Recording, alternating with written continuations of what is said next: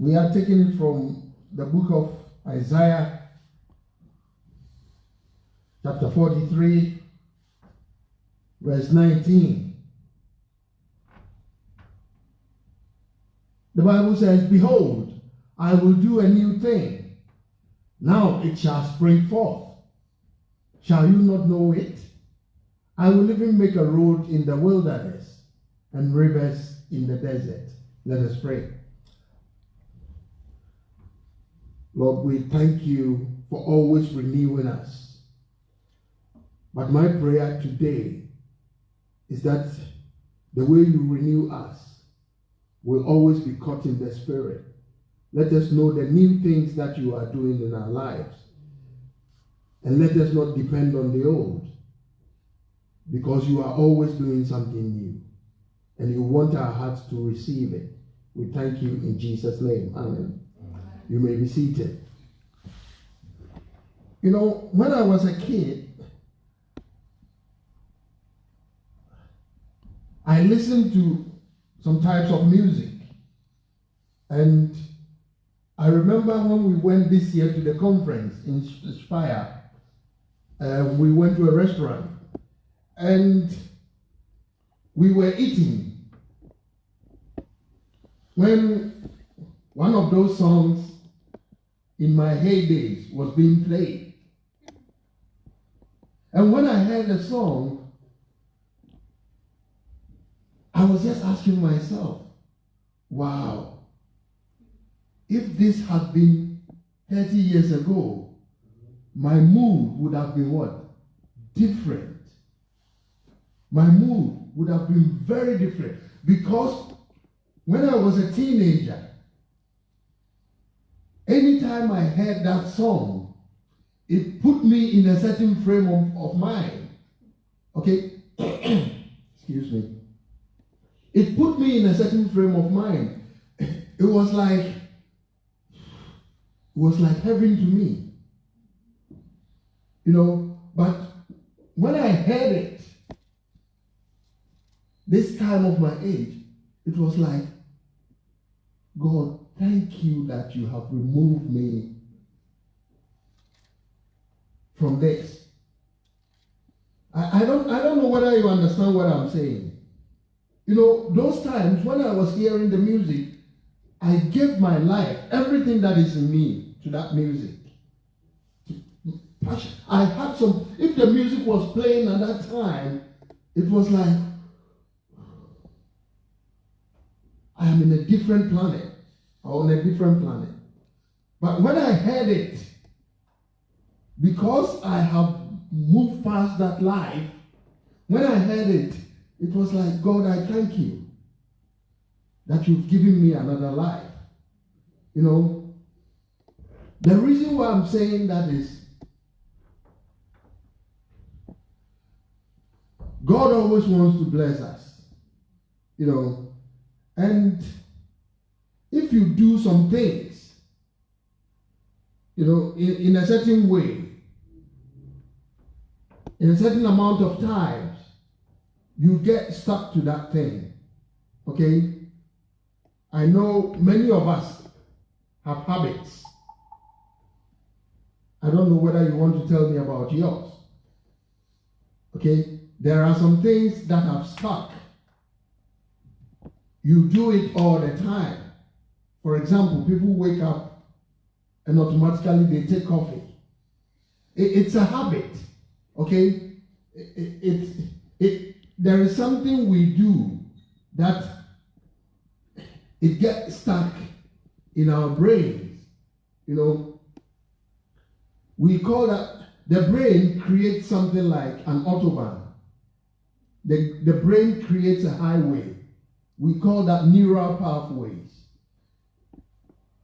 And when you do things a certain amount of times, you know, you become that thing.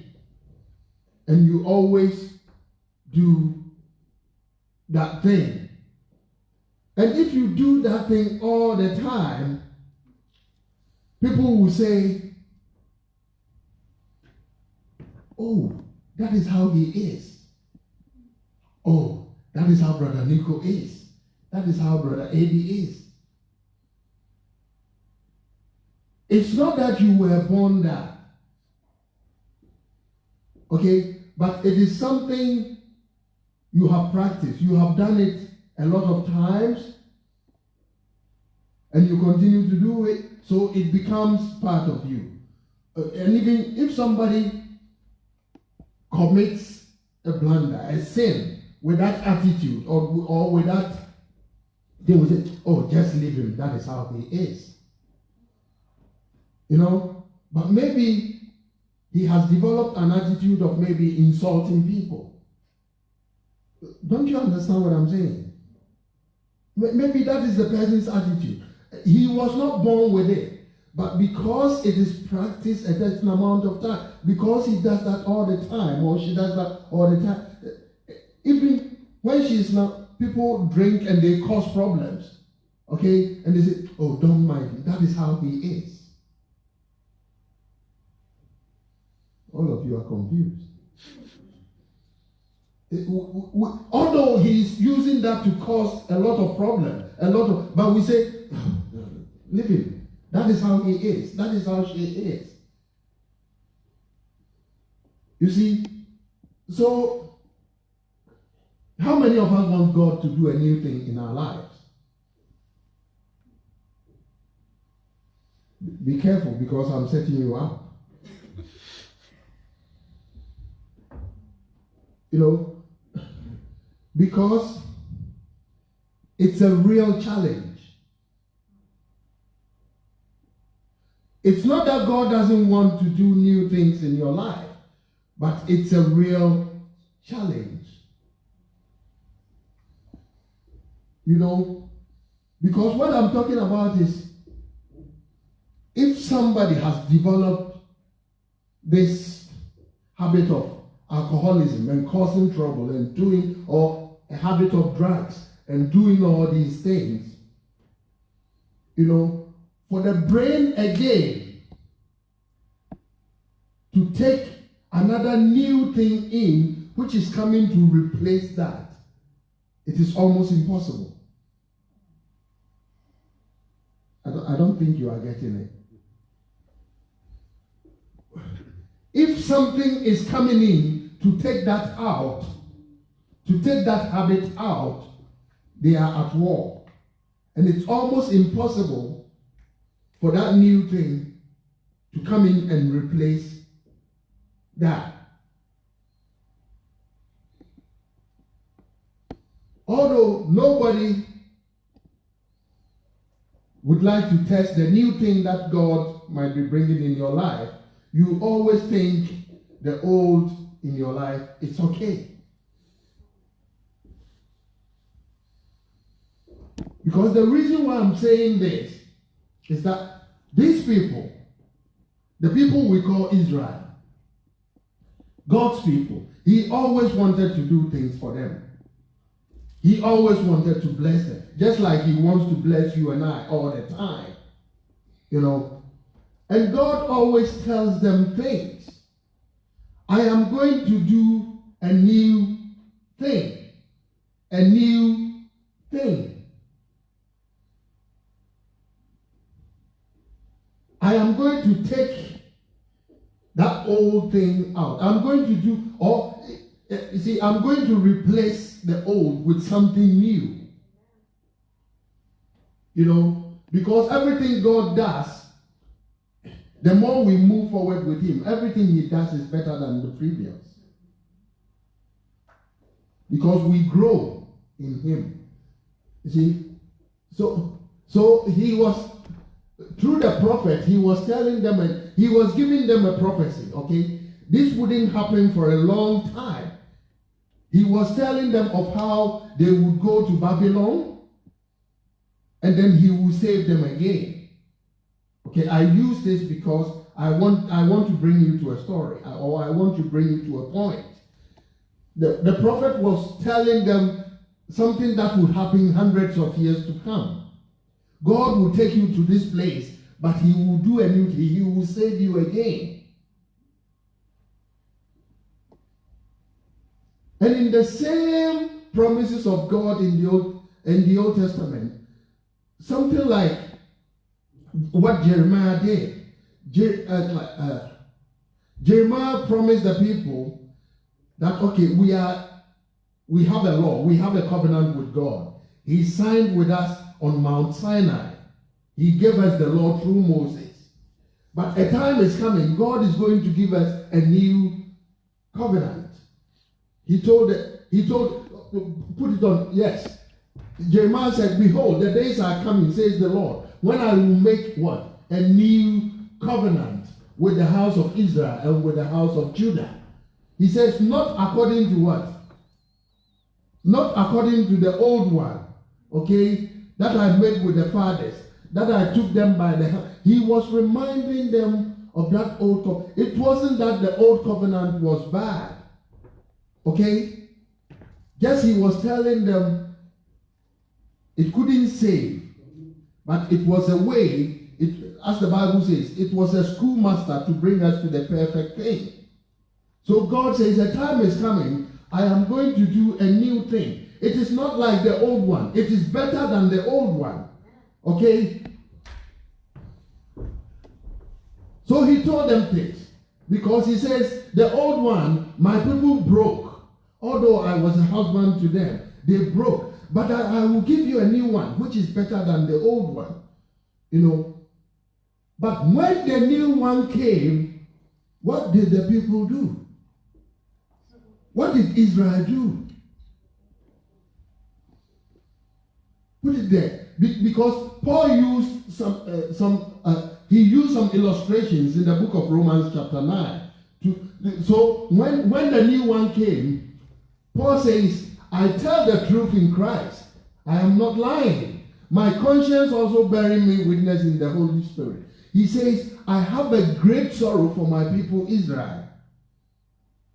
You know, I feel sorry for them. I wish God will punish me. God will curse me on behalf of the people. I want to die for them. Okay? I want to take all their punishment. I want God to bring all their punishment on me so that they would understand something. Okay? He says, I have great sorrow and continual grief in my heart. For I could wish that I myself were accursed from Christ for my brethren, my countrymen, according to the flesh, who are Israelites. Why was he saying that? Because he says the adoption was for them. The glory was for them. Okay? The covenant was for them. Okay? The giving of the law was for them. The service of God was for them. All the promises was for them. Okay? Through Abraham, through the patriarchs, through the fathers, this nation came. So all that Paul was saying, all the goodness of God stemmed from them. And even he said, even Christ came from them. The Messiah himself came from them. Okay? But verse 30, what does he say? Verse 30 says, what shall we say then? Because when the new covenant came, Israel was the one should have got it. And through Israel, the Gentiles would have got it. But now, the Gentiles have rather received the covenant. So Paul said, what shall we say then? That Gentiles who did not pursue righteousness have attained righteousness, even the righteousness of faith. But Israel, pursuing the law of righteousness, has not attained to the law of righteousness. Then he has the question, why? Why? And this is what we are coming to study today. Why is it always almost impossible for us to receive the new things of God? Because we always think it's the devil. The devil doesn't want us to have the things of God. The devil. It's always the devil, the devil, the devil, and the devil. It's always about somebody. It is not about us. It's always the doing of somebody. It's always the doing of... You see, for you to change and for me to change, we need to realize our faults. We need to come to our mistakes. And that is why The first thing of repentance that God wants from us, if you want to repent, the first thing is recognition. To recognize that you are a sinner. Because it's only when I recognize, if I'm hitting this, if I'm hitting this on your head, the only thing that would make me stop or recognize it's bad is that what I'm doing is wrong. For me, if what I'm doing is fun for me, I will continue to what? Do it.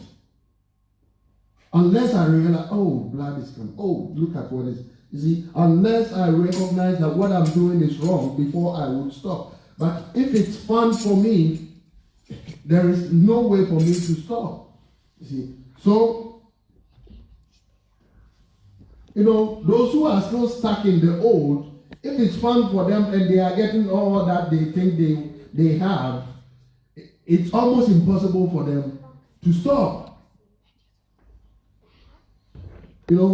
So here, Paul was saying, why? Because they did not seek it what? The Gentiles sought it by what? But they did not what? Seek it by what? Because they were still in the law. Because they wanted to attain the righteousness of God through the old thing. God is bringing a new thing. But they wanted to use the old thing to receive the new thing. Praise the Lord. Do you understand that? They wanted, you see, Israel was pursuing the law of righteousness. Okay? And here, these people were pursuing the righteousness of what? Righteousness that is not through the law. But these people wanted righteousness through the law. See, so these people, instead of seeking it by faith, the reason why they failed or they did not accept, he came to his own, but his own did not what? Receive him. But as many as received him, he gave the right to become what? Children of God. See, so the reason why Israel missed it is because, as it were, they were what? Trying to achieve righteousness by what? By the works of the law. They were trying to achieve a new thing with an old mentality. But God says this is a whole new thing. It is not like the one I did with your fathers on Mount Sinai. It is not what I did with you in Egypt. So everything about it should go away. It's a new thing. And that is why I ask, if you want God to do a new thing in your life, it's a real challenge. You have to be very careful. Yes, because this has been the pattern of, you see, most of God's children. We are not really able to receive the blessings of God. We are not able to receive what God wants to impact in our life because we are stuck somewhere. It's not about the devil. See, the devil, we mention the name of the devil more than any other thing. But we say we are children of God. We are always talking about the enemy. We are always talking about somebody as the enemy. Then where is the power of God here? You shall receive power when the Holy Ghost has come upon you. And because of that power, you can do all things through Christ who strengthens you. But look at us. We are more afraid than anything. No, see, getting to the end of the year, and by Tuesday night, I want us to assess ourselves because we are entering into a new year. And we need to know the mind of God. Because the mind of God, the wisdom of God is for us. We need, you see, it was for Israel. Paul was saying all the promises was for them. Even the Messiah came from them. All that God was promising in the new covenant had to come from them for them to give it to us. But it was the other way. Rather, we took it by faith. But they thought they were so wise. Although the first one, God gave it to them. The law, God gave it to them. But God told them, through the prophet, said, I'm going to do a new thing. You see, so to receive from God, we must be careful. And we can only receive new things. We can only receive what he wants for us. You see, by knowing God's mind. We can only know God's mind also through his Spirit. I can't know God's mind through my own intelligence. That is what the Bible says. The natural man will never receive the things of God. Because to the natural mind is foolishness. And that is why I don't want people to see God through here. We don't serve God with our minds. Because always we will say it's too much. Here always tells you it's too much.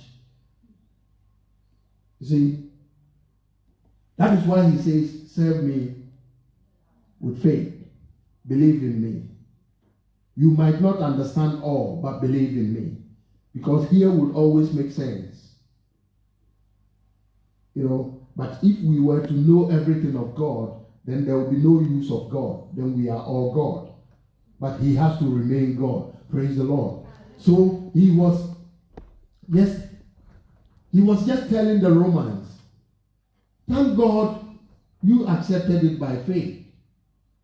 But I want to die for my people to understand the new thing that God said he would give them. Because it had to come through them. It came through them, but they missed it.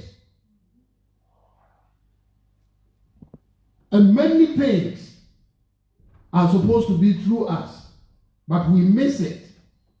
And we always blame the devil for whatever is happening. Always.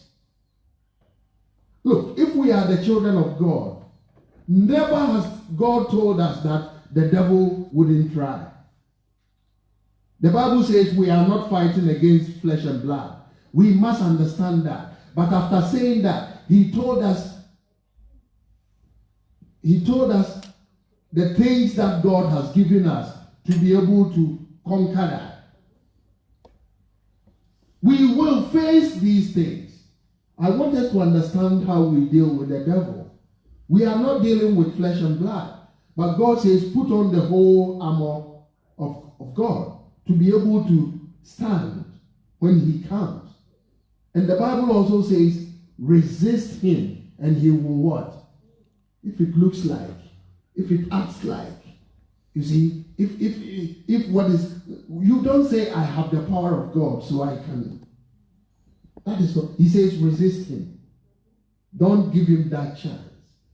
He came to Jesus and he told him, you see, he wanted to use every trick, but he told him, it is written. It is written. I won't give you that opportunity. I know the word of my God. I have the mind of God, and I'm not going to allow that to happen.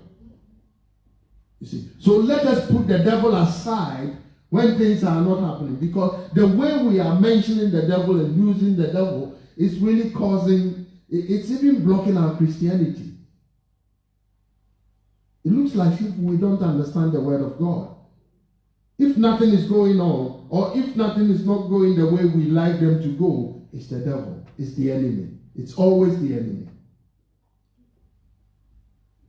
Because we don't know how to accept the new thing from God. We don't know how to get that new thing from God. Yeah. So through this, God was trying to tell them a lot. And even up till now, Israel has not believed. Most of them have not believed the Messiah. But all the promises, you see, Paul was telling them, you are so fortunate. Everything God did to the whole world, he wanted to do it through you. Everything God wants to give the whole world, he wants to do it through you and I. He wants to do this through us. But we are rather saying, oh, this world is against us. We are afraid of the world. I am not saying the world is okay. There is darkness. There is everything that there has to be. But what is in us is greater than what is in the world. That is what God tells us. You know, this is not about having a weapon on you. It's about having the mind of God in you to be able to operate. If you don't have the mind of God in you, you will always live in fear. Praise the Lord. It's about living in fear. This is all the devil wants you to do. He wants you to live permanently in panic, in fear.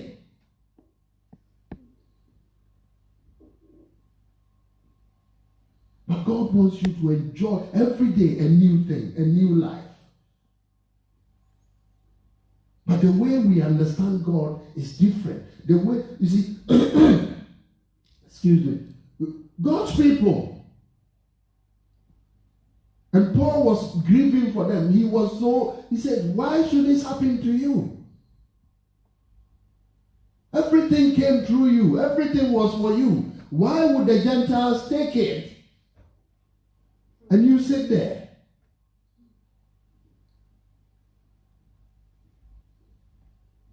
I don't know how we will see heaven. I don't know how God will judge human beings. But what I know is He will judge us according to what we have heard and what we have seen. All that He wants, or all that you are listening to, all that you are listening to now, God wants you to hear. That is why He's telling you. So you will be judged according to that. Some people will be judged because they didn't hear this. They will be judged according to their conscience. Some people will be judged according to the law. But we have the power to resist every bad thing. And we have the power to take every new thing that God is bringing us. Because God, who created us as His children, God who died for us to take our sins away, He wouldn't look on for the devil to do whatever he wants to do with us. He's a good God. You know, but we don't have the mind of God, so we don't understand the real things of God. Because sometimes the way He will do to deliver us from something or to take us away from something, we might see it as evil. We might see it as devil. And that is why we always blame the enemy. You know, but if we understood God in everything, He wouldn't be God. That is why He says we should what? Serve Him by what? Faith.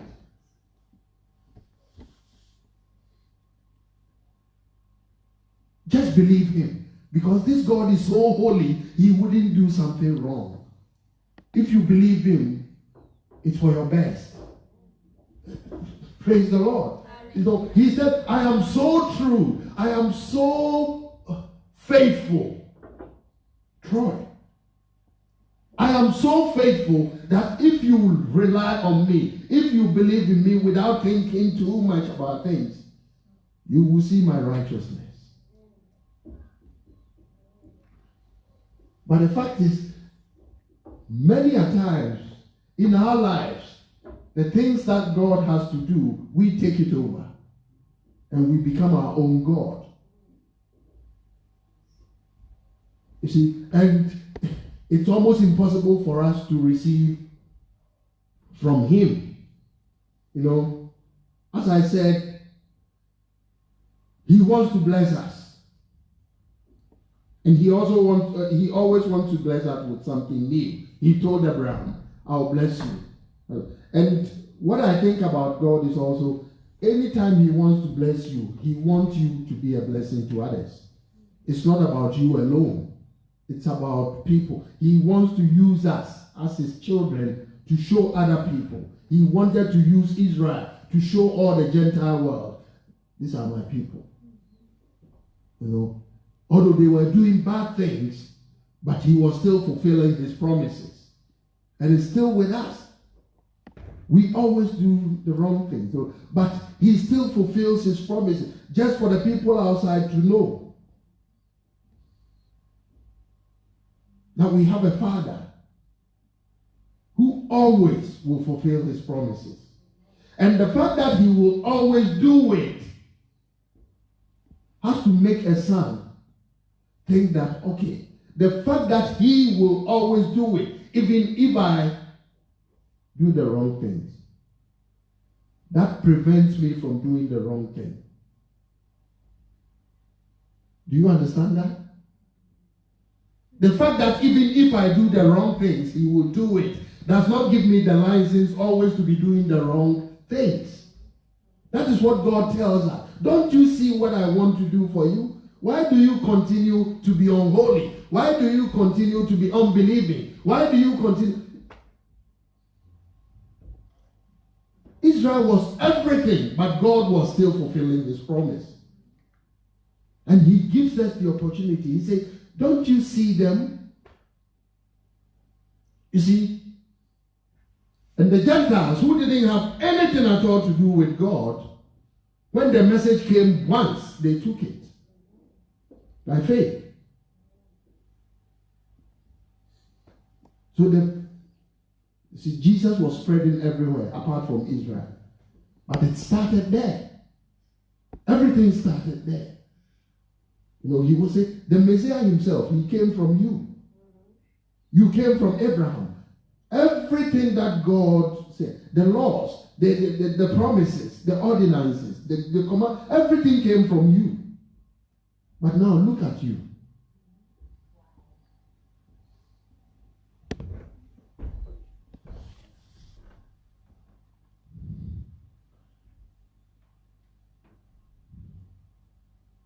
A new thing.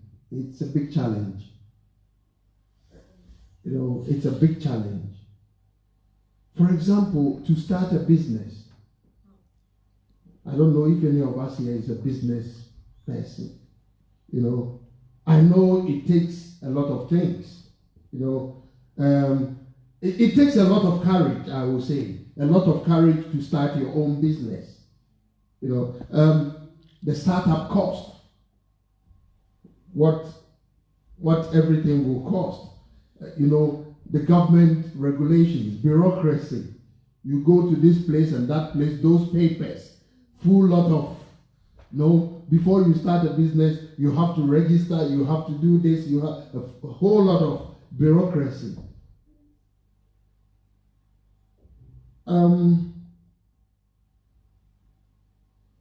Not only apart from that, but also, you know that, for example, I always think about myself. Take some things like bakery or restaurants, or within a radius of maybe 100 meters, you can see about 4 or 5 bakery. I'm talking about competitors. I'm talking about if you want to start a business, you need to think about competition as well. So it's all got to do with what? Quality. You have to be better than the other one. You need to prove the reason why your music is better than the other music. All that I'm saying is I am using this to go about God's salvation. On the cross, he took our shame away. He took everything away that we will be free. Everything that I deserved, he took away that I will be free. So I am happy that the barrier is broken. I can go to God now myself. You see, and the same thing with business. I was talking about music. At first, before man could go into the music business, maybe 30, 40 years ago, 50 years ago, you have to get a record company. Brother Eddie, maybe you know what I'm talking about. You have to get a record company, okay? Maybe they will play the music and they say, oh, this is not good. We don't like you. And there was nothing you could do yourself to come to the market. Unless those record companies promote you. Unless they say, okay, we will have a deal with you. Just like book deals or film deals. These are all companies.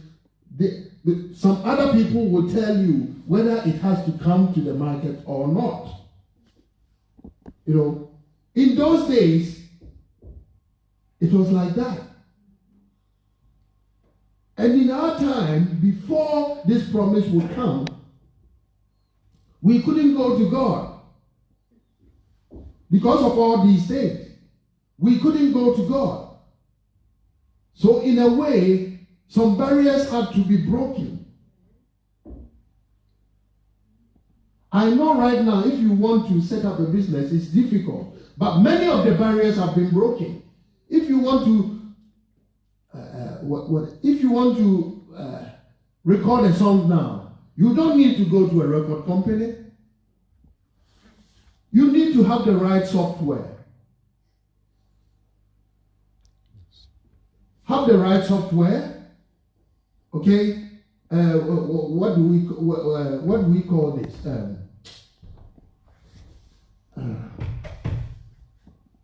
Is it Microsoft Cloud or Google Cloud? What do we call it? Just remind me, those who are so good in computer.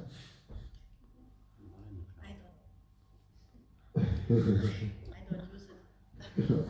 Okay. You see, all that I'm saying is that if you want to have a record now, it's easy. It's easier than 30, 40 years ago. Many of the barriers have been broken. But the only thing for your market to go now, many people are playing songs, music. Okay? But it is only those who have what people like and also are consistent all the time that are famous.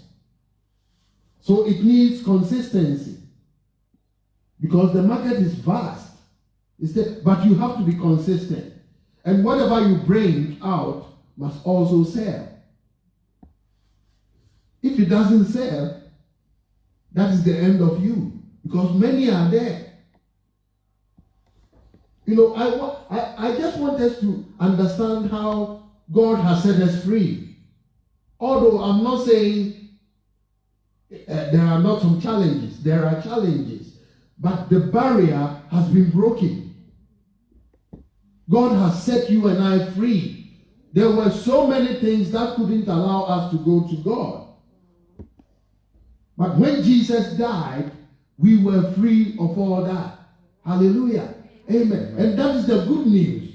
You see, so God wants us to have a whole access to Him, His wisdom, His mind. He wants to use us for the whole world to see that these are my people. And that is why He separates us. He separated Israel. He separates always His people for the other ones to see, for the Ammonites, for the Hivites, for the Jebusites, all of them to see that these people are different. Don't touch them. If you touch them, something will happen.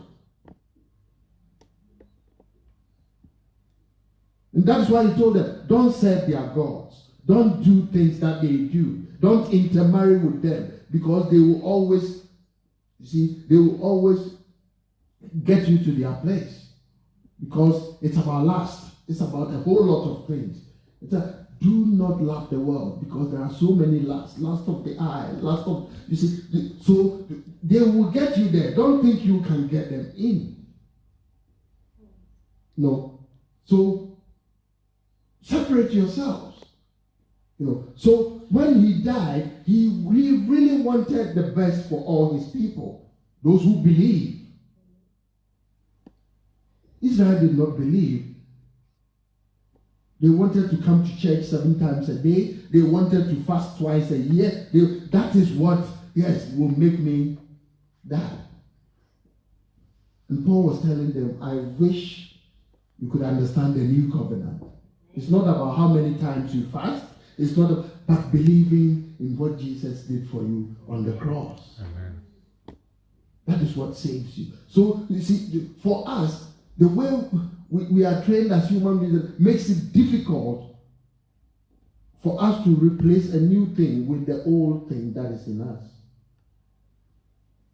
I am saying this because I always use that example.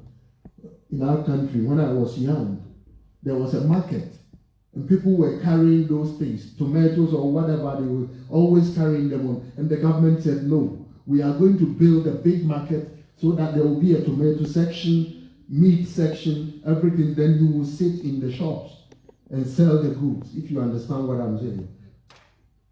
So he wanted the people to move to other place for them to finish the building before he brings them.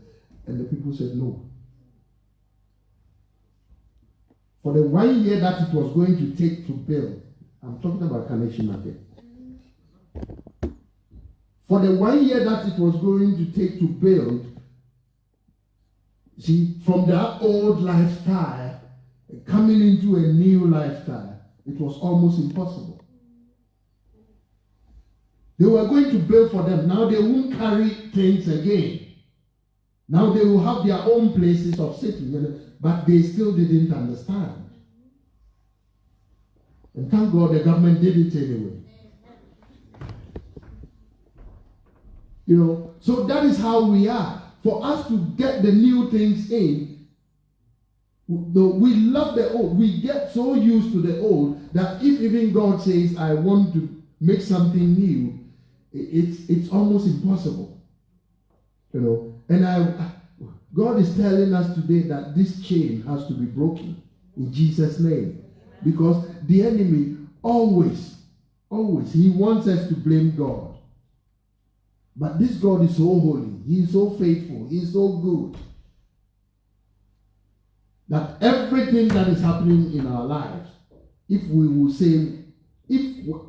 in our life we will say, God, take over. God, have your way. He will always shame the enemy on your behalf. Because the way the enemy wants to go or wants you to go first looks like perfect. But the end result is to kill you.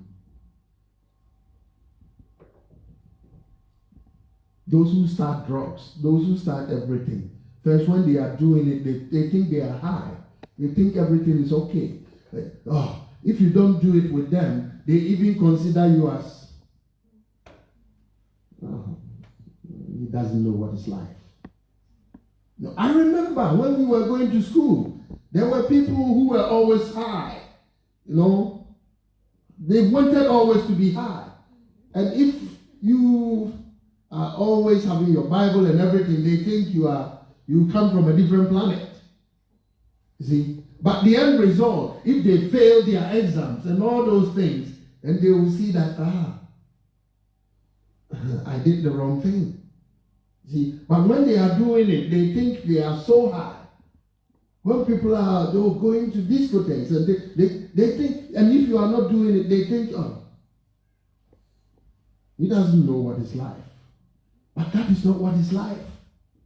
So that the enemy starts something as if you are in the most comfortable place. But the end result is always shaming you, killing you, destroying you. And that is what we have to be aware of. You see, so even if God wants to give you a new thing, and you don't have the mind of God, you will have the mind of the enemy. And think even that even the new thing that is coming is against you. Praise the Lord. You will think that even that is against you. Because you don't know the mind of God. You don't have the minds of God. We all know that God blessed Abraham. Okay? But Abraham's wife was not having a child. Jacob's wife was not having a child. I wouldn't call that blessing. Would you? As a human being here, wouldn't tell you that it's a blessing. If you bless me, then why wouldn't you give me a child? Abraham got one child. Isaac got what? Although he got two, but the other one took his own way. And through that one child, he became a nation. You know, they all had faith in God. You know, you can't bless me and say, okay, you give me a child, and later you tell me to go and sacrifice the child. God knew what would happen after that, but Abraham didn't know. And because we don't know the future, that is why we have to give our everything to God. Can you imagine if Abraham had said, no, I won't go to the mountain and sacrifice. Let's leave it there. Because you and I, we don't know what would have happened. But he obeyed. He knew that this child was going to die. God says, okay, sacrifice him for me. But what he thought about was the same God who gave me this child would give me another one again. He didn't say that is the only one I have. So God, I won't give it to you. He said, God, you give it to me. So if you say I should do this, I will do. But God knew what he was going to do. So the Bible says in Hebrews, to Abraham's mind, Isaac had already died and resurrected. Because he knew that if even he loses the old Isaac, he will get a new one. You see, that is obedience to God. If you have faith, what follows is obedience. If you say you trust in somebody, everything that that person says, you must believe it. If you don't believe it, then you don't trust that person. So obedience always has to follow faith. Faith without obedience is no faith. And if you say, oh, I believe in him, but yet you go to a place and say, oh, I don't think what he was saying was right, then I don't think that is believing in somebody. And sometimes that is how we think God is. We all want to say we believe in God. Praise the Lord.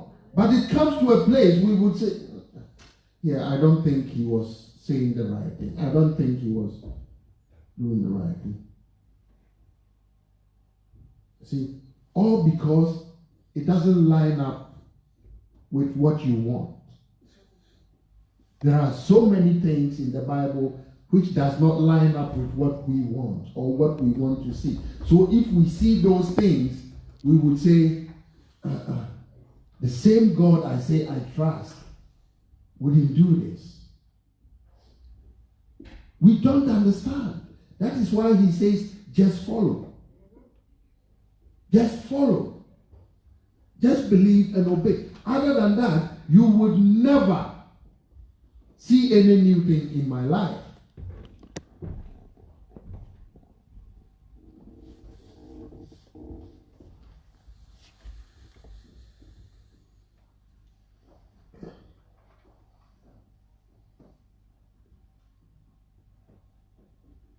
As I said, the prophet tells them about their captivity even beforehand. You know, God would remind them of how they would go to Babylon and then how he would save them again. You know, we started with Isaiah 43 verse 19. But before he would say to them, I'm going to do a new thing. Okay? Before he would say to them, I am going to do a new thing, he said some things before. You know, I just sometimes want to get you curious. So he tells them, I am the Lord, your Holy One. I am the Creator. I am the one who created you. I am your King. Okay? I was the one who made the sea and the path through the mighty waters. What was he doing? What was God trying to tell them?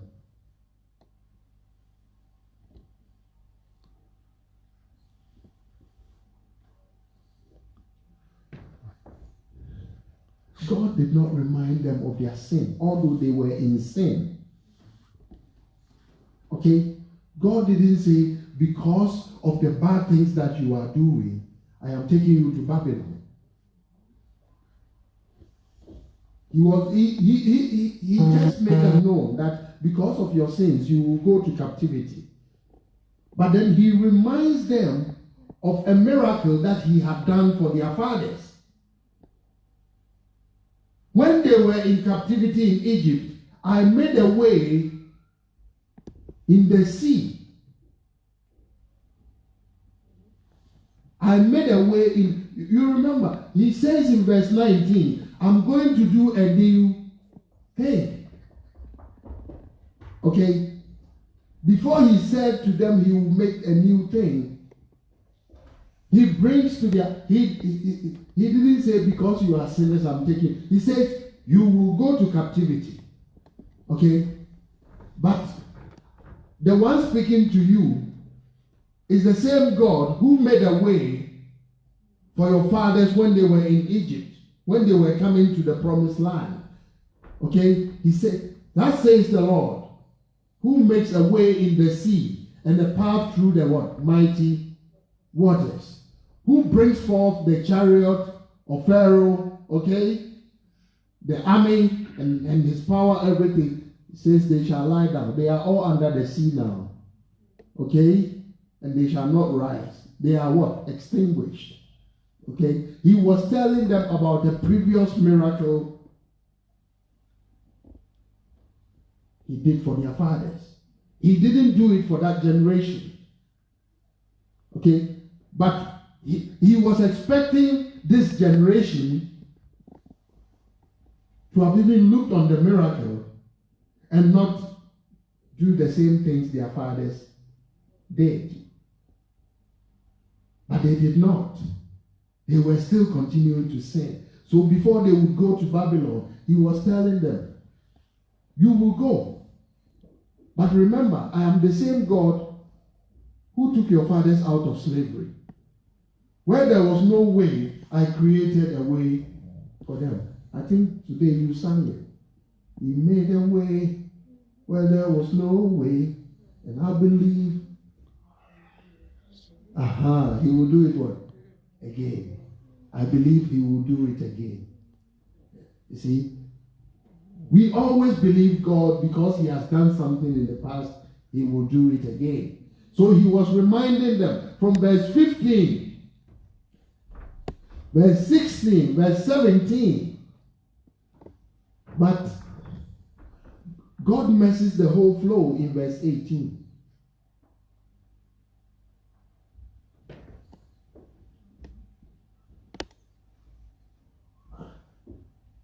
Remember these miracles, but then forget.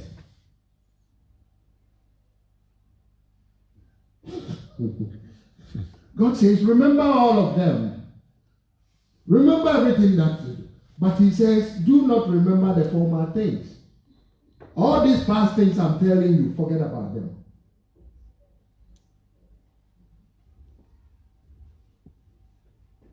You see, forget about them. Do not even consider these old things.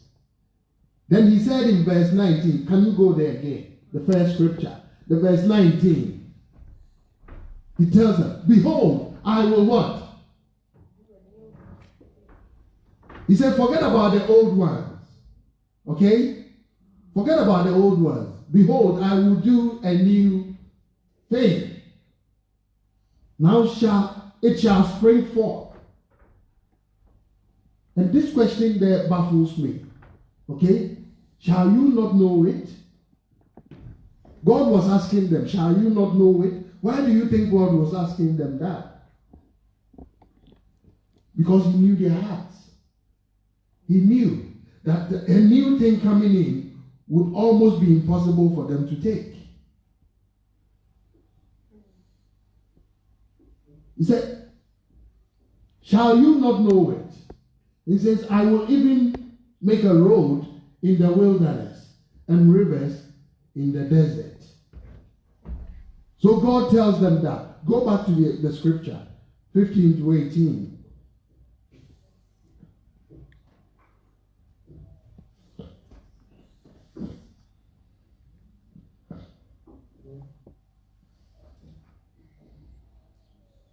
freedom does not come easy all the time. But I think in our situation, sometimes our Lazarus has to remain in the grave for 4 days before we come to our senses. That it's not our prayers, but it's about his mercies. It's about his kindness. Sometimes we have to be in a certain situation which seems humanly impossible for us to know that there is a God. Praise the Lord. Sometimes he makes us see something that, because the sea, to open the sea was humanly impossible. Thinking from here, thousands of years ago, who would think of the sea being parted into two? So God was reminding them, I do always the impossible. What you can do, you have to do.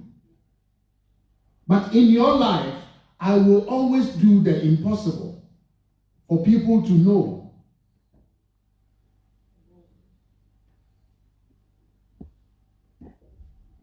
I always do the impossible.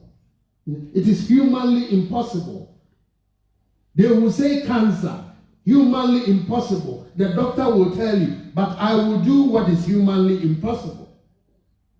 They will tell you this is the fact and nothing can be done about it. But I, God, will tell you that what is humanly impossible, it is possible for me. That is the God. You see, you have to have the mind of God. God was just reminding them, what I did for your grandfathers, they were humanly impossible. A whole water was before them. And not just a water.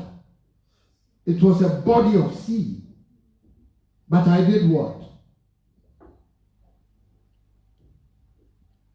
And I always imagine that miracle. Seeing a wall of water here and a wall of water there, the way through. And we read it as a story. You and I, we read it as a story because we are seeing it on our level. We are seeing it on our level as God cannot be intelligent than me. God cannot be powerful than me. So I'm seeing it on a human level. But God is God. No matter what, it is not you who is going to make God God. He is already God. He is self-existent. You are just privileged to be part of God. You are just privileged to be a child of God. You might take the words in the Bible because he reminds them that I am the one who did it. And remember, Moses and the history is written. Moses and the rest, they saw it. Okay? This is what I'm telling you. That the Bible, you see, Peter saw Jesus. They went to the mountain together. When Jesus transformed into his glory, they saw it. And they were telling that I was there with him when all these things happened. So why don't I have to believe it? We believe the pyramid history of Egypt, which is even more older than the story of Jesus. But when it comes to such things, we don't want to believe it. John said, everything that I'm telling you, everything that is in the Bible, look, I lived it. I was in the story myself. So whatever I'm telling you, it's not that I heard it. It's not a second-hand story. I was in the story. I, James and Peter, we were the one who went up there with him. And we saw everything. We saw the glory of Moses. We saw the glory of Elijah. Why would they lie? Why would they tell a lie? What would they receive from it? They just wanted us who are coming to believe that this is the Messiah. That he is our Savior. Because they saw everything. They were the first witnesses. You see, so God wants to open his minds to his people. He wants us to have his mind. So he always wants us to be watchful Obedience. Everything that will make us know that yes, a new thing is coming. God is bringing a new thing. I don't see it as a problem, but I see it as an opportunity. I don't see it as a problem. It might seem with my eyes that it's a problem, but I know God is coming to make a new way for me.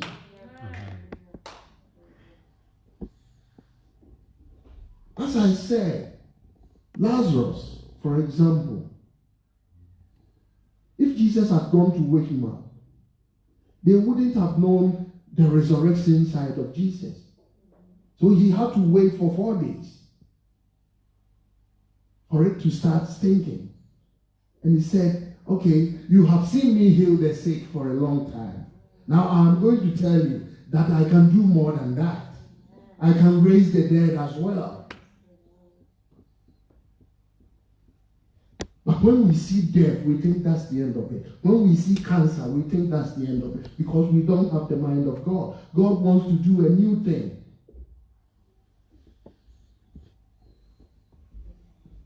So the way these people was thinking was, okay, God, if we are going into slavery again, if we are going to captivity again, then we need a Moses.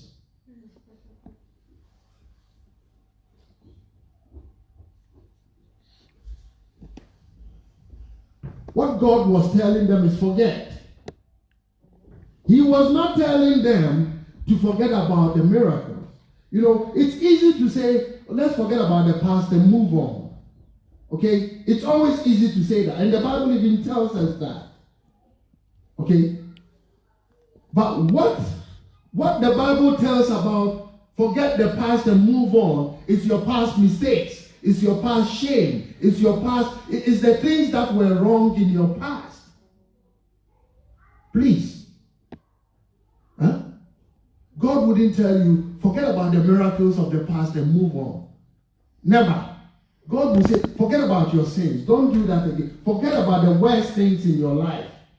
So I came to seek and save the lost. Okay? So forget about the situation you were in and move on. But here God is saying, forget about. Did you think that was what God meant?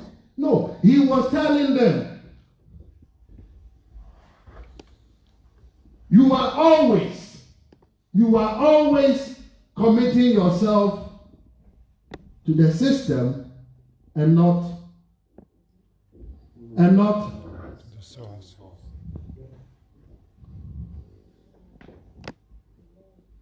You always know that when you go outside, there has to be a leader who will follow you. So this is all that if you will go to captivity, then you need a Moses. You see, what I'm telling you was, when they wanted to go out of Egypt, okay, I have a question for you. What did God remind them of? What was their problem? When Pharaoh, 3 days later, when Pharaoh and the army was coming, what was their problem? Yes. Their problem was water.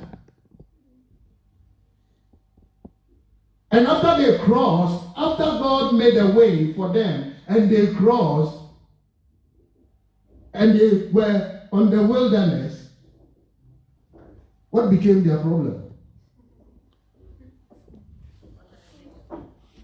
So that thing, that was their problem, okay, the water, it was first their problem. And God had to take, sometimes, God will use a problem that you had in the past to bless you in the future.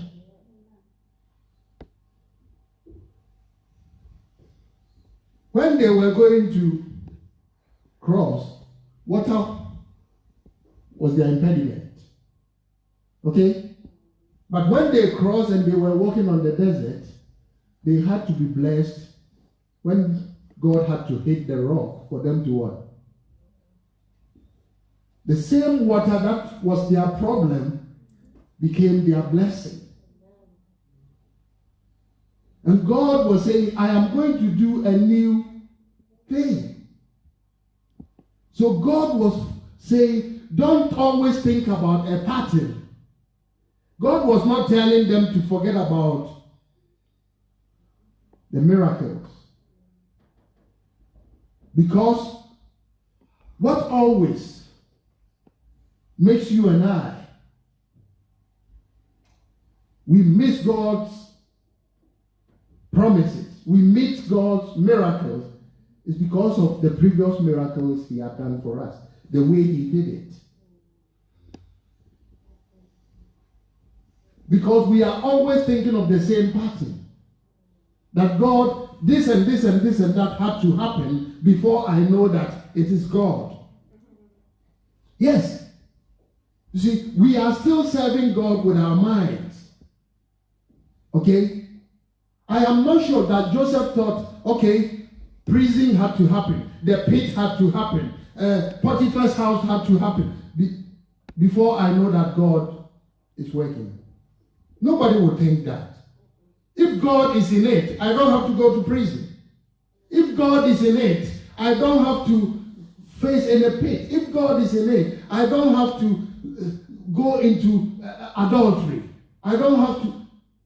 Because we think with our minds that those things are not of God.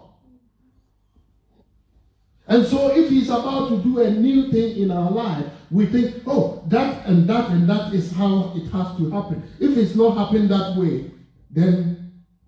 So we are dependent on the system, but not the source.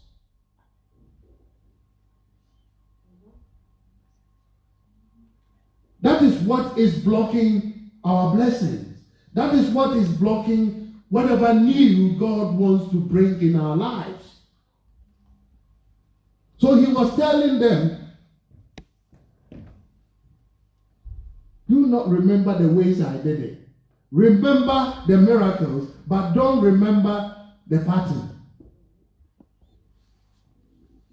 There were so many blind people in the Bible, and Jesus healed them differently. He did not heal them the same way. And we are all used to, this is what has to happen, because we are thinking from here. We are not saying, this is my source. If he says he will do it, it doesn't matter what happens, he will do it. That is the God we are talking about. You don't have to tell him how he has to do it, because he is God, and he is more perfect than you are. And we don't understand, and we are always missing the blessing. We are always missing the way God is speaking. We are always missing because we think this and that has to happen. So he was telling them, I know you. It's not about the miracles I'm telling. I am saying the old things, the old ways of doing things, forget about them. Because anytime God promises a new thing, when that new thing comes, they reject. Jesus came, a new covenant came, and they did what? They pushed back. All because, what? If he's a savior, we are under the Roman Empire. He has to come and what? Drive the Romans away. Then we will see that he is our savior. He is coming as a king. As a day. Why do we see him on a donkey? This cannot be the one. See, we are seeing the pattern. We are seeing how things have to happen. But we are not remembering the promise that God, he said, this covenant is not okay. So I'm bringing a new one, a perfect one. But because it was not the way they wanted to see it, they had to reject it.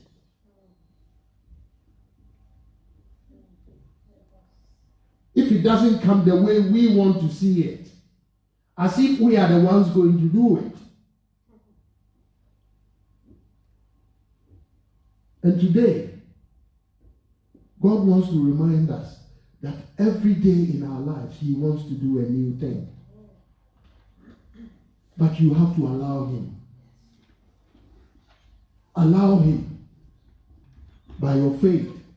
Allow him, by your obedience, allow him for God to have his way in you. Allow him for you to know his mind, to know his wisdom, before you would see that this is a new thing that he is bringing. Because as we stand on our feet, God says he is able to do exceedingly abundantly above all that you can ask or think. I want you to know this Sunday that God says everything that is in your life, he can do even more than what you can think or ask. And this God does not lie. He does not lie. Now to him who is able to do exceedingly, abundantly, above all that we ask or think. But then in the end, he says, according to what? According to what? According to the power that works in you. I am bringing a new thing. How are you receiving it? It depends on you. If you want God to do exceedingly abundantly more than what you can ask or think, it's according to the power that works in you. If today you see him as yes, and tomorrow you see him as no, remember that the one who always sees him as yes, he's going to receive exceedingly abundantly more than what you do. It's according to the power, according to the obedience, according to the Holy Ghost, according to the power that works in you. The people were stuck to the old. Please let us be on our feet. The people were stuck to the old. But God is reminding us we don't have to be stuck to the old. It is not about the system. It is about the source. It's not about the system. Let us not be stuck with the system. It has to happen this way and that way and that way. What God was talking about is get out of the things that will hinder you from my blessings. But I will always do a new thing. I will always do a new thing. I will always do a new miracle in your life. But forget about the ways I will do it, because you are not God. Because I am who I am. That is why he reminded them in verse 15. He says, I am God, your Holy One. I am your creator. So listen to what I'm telling you. Don't think what you think is what is going to happen. But what I want you to get is what is going to happen in your life.